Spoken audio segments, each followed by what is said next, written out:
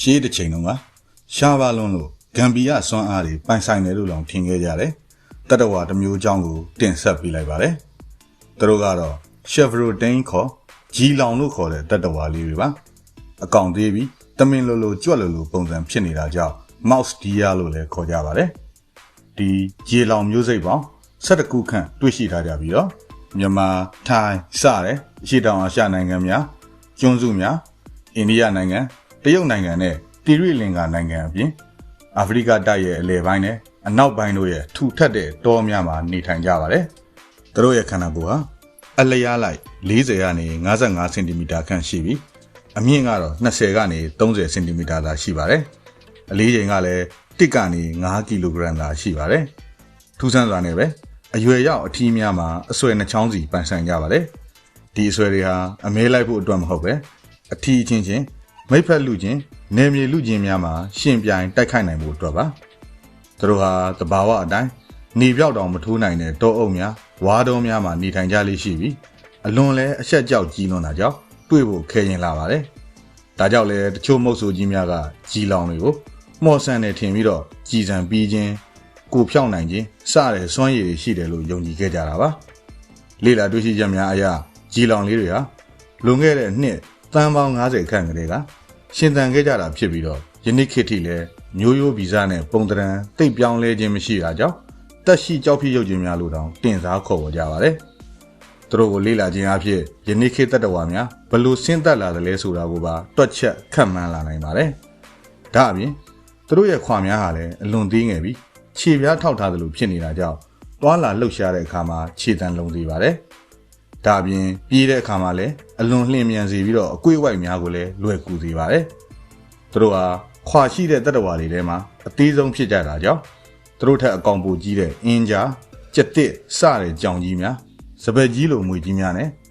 တိတ်ငှက်လိုငှက်ကြီးများကသူတို့ကိုအမဲလိုက်ကြပါတယ်သူတို့ရဲ့အမြင်အာရုံဟာတာမန်လောက်သာကောင်းပေမဲ့အကြားအာရုံနဲ့အနက်ခံနိုင်စွမ်းကကောင်းလွန်းတာကြောင့်ရန်သူမလာခင်မှာပဲကြိုတင်သိနိုင်ပါတယ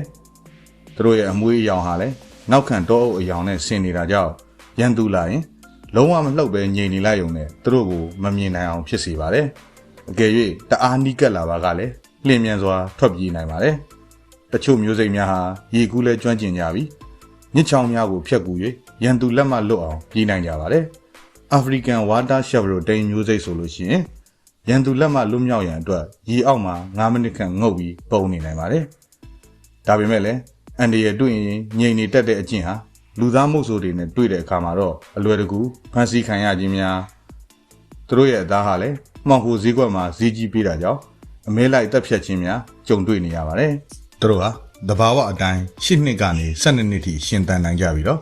တရုတ်တစိုက်မွေးမြူထားပါက14နှစ်ထိအသက်ရှိနိုင်ပါတယ်အသက်5လ6လအရွယ်မှာမိတ်လိုက်ဖို့အရွယ်ရောက်လာကြပြီးမျိုးအောင်မှာကအမများဟာ4လခွဲကနေ5လခန့်ကိုဝန်ဆောင်ကြရပါတယ်အများအပြည့်သားတကောင်လာဖွာလေးရှိပြီးတော့နှစ်ကောင်မွေးတာအလွန်ရှားပါလာပါတယ်သားပေါင်းငယ်များဟာမွေးပြီးတနိုင်အတွင်းမှာတင်ပဲလှုပ်ရှားသွားလာနိုင်တဲ့အထိတန်မာလာတာပါမိခင်က2လကနေ3လအရွယ်ထိနှုတ်တိုက်ဆောက်ရှောက်ပြီးကနှုတ်ဖြတ်ပြီးတာနဲ့ကိုဘဝကိုရက်တည်ရပါတော့တယ်ကြီးလောင်တွေဟာနေ့ဘက်မှာတစ်တော်အုပ်တွေတဲ့ဖုံးအောင်နေလေးရှိကြပြီးတော့အများအပြည့်ညဘက်မှာအစာရှာလေးရှိကြပါတယ်သူတို့ရဲ့အဓိကအစာဟာတစ်သီးများအရွက်များဖြစ်ကြပြီမယ်လေတခါတရံမှာအင်းဆက်ငယ်များပိုးကောင်ငယ်များကိုလည်းစားသုံးတတ်ပါတယ်သူတို့ဟာတောထဲလှည့်လည်သွားလာနေတဲ့အတွက်စားပြီးပြန်ဆွန့်တဲ့သူတို့ရဲ့မစင်မှတစ်ပင်အစ်စ်များပြန်လည်ပေါက်လာကတစ်တော်ကိုထိမ့်သိမ့်ပေးနေပါတယ်ယနေ့ခေတ်မှာတော့တစ်တော်များပြုံးတီးလာပြီးစကြက်မြေများပျောက်ဆုံးခြင်း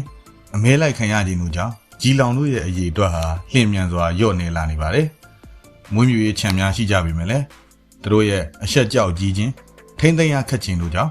ထင်သလောက်အောင်မြင်မှုမရရှိကြပါဘူးအကောင်လဲသေးပြီးချစ်စရာကောင်းလွန်းလာတဲ့အပြင်တောနက်တွေထဲမှာခြေတံလုံးလုံးနဲ့အရေးတစ်ခုလိုတွားလာလှုပ်ရှားတတ်တဲ့ကြီးလောင်လေးတွေဟာ